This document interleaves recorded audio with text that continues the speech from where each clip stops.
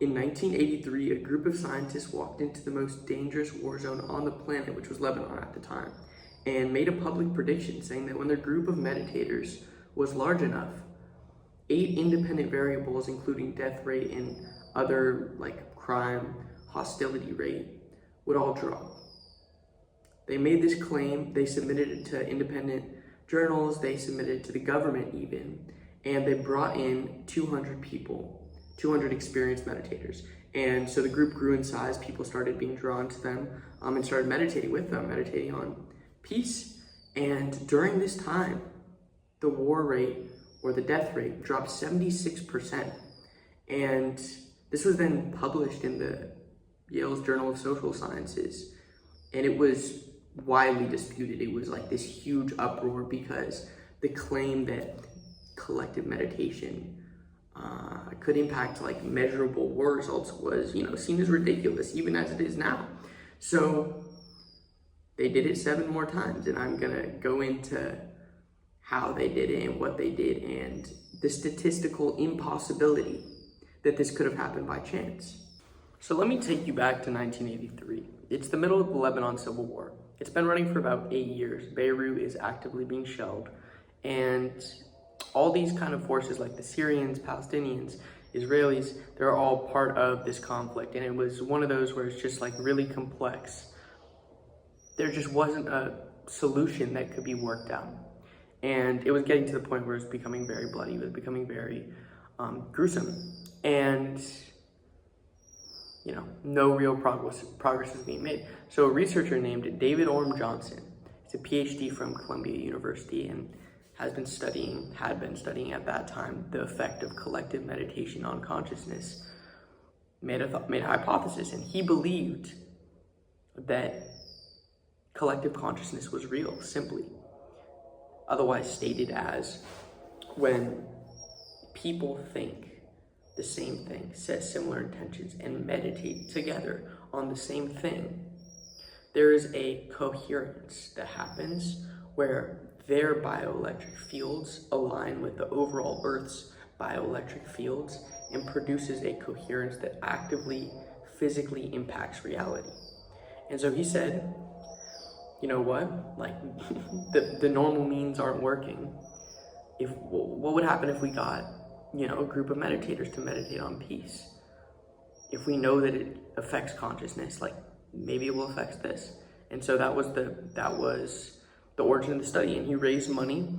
He just did a fundraising committee, raised money to get 200 experienced meditators out there. And that's how it started. The prediction was simply that when the group reached a sufficient size led by these 200 people, that there would be a measurable impact in death rate. As you already heard, it happened. But that was the prediction, simply, that when it reached a sufficient size, there would be an impact in the death rate, and that it would be traceable by just seeing how the death rate changed in correlation with the size of the group. So he believed that the greater the size of the group, the less the death rate would be, and it would be correlated, right? So that way you could tell, like, how correlated is it? Like if the group is 5 times in size, you would want to see the death rate drop relatively 5 times, right? Or whatever that relationship works out to be, but it's correlated. But that's obviously not statistically a good method. So they tracked 8 separate variables. So crime statistics, traffic accidents, fires, the intensity of hostilities, cooperation between factions, and even stock market performance and national mood. So they wanted to make sure that all these variables were independent, and if there was an impact on all of them, it would be obvious that something external was causing it, right? There's no reason for all 8 of those things to be affected. So as predicted, all 8 variables dropped on days when the meditation group was sufficient in size. All 8 of them. Like the stock market rose there. National mood increased. The fires went down. Hostilities became calmer. And it was all simultaneous. It was indisputable. But now you can say, like, well, maybe they got lucky, you know, like they just happened to go in, and then that happened to be the time when the country was on the up and up. But this group, you know, they could only be there so long. So when people started leaving, going to their jobs, going back to doing what they were doing, all 8 variables immediately went back up. They immediately, perfect correlation. And that was kind of the end of the study. They were like, all right, you know, this is indisputable. And of course it was disputed because the claim is logically, from what we consider logical, kind of crazy, right? And when you do something once, there is always the chance that it can kind of just be lucky, kind of just be, you know, you got lucky. So they did it 7 more times in 2 years on the same war. They did it 7 more times.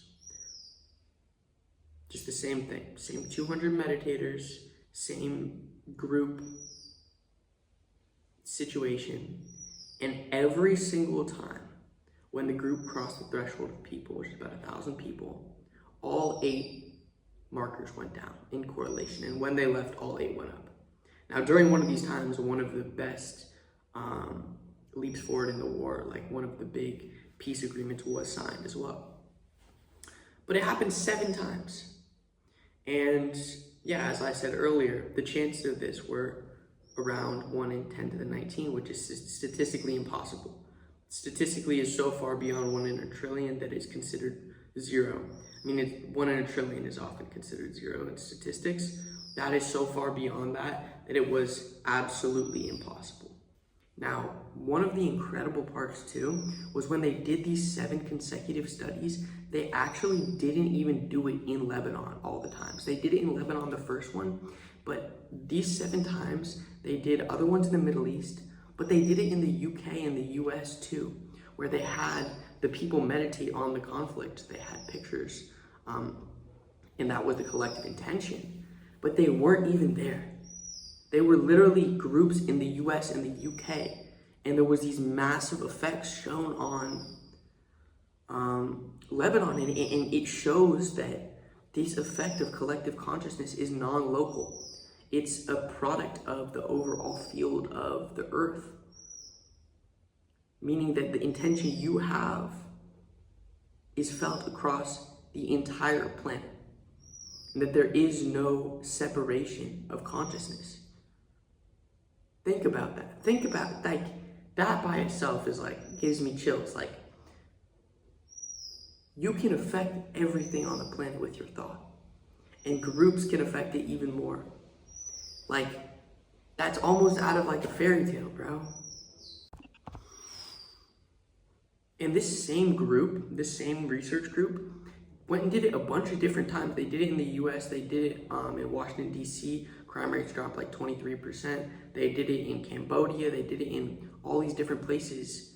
And scientifically, in the literature, this is a non-disputed thing that exists. And actually, collective consciousness is scientifically the most studied and proven war prevention tactic. Yet, we don't use it. We don't use it. And we look at the world right now, and what do we see? We see more need than there's ever been, in my opinion. And when we look at what is going on internally with our attention spans and what, we're falling victim to, short attention spans. What does short attention spans prevent? Intention. Attention prevents intention. And what happens when there's not collective intention that's actually deep-rooted? This effect cannot be manifested. And what becomes manifested instead is this lack of coherence and this lack of ability to manifest what's true. And I think that there is no more time more important in maybe the history of the world than now to understand this and start to employ this and actually work together to create this collective field of intention, to meditate for peace, to meditate for positivity on the earth. We are an interconnected species now. We are an interconnected species with this technology that we have.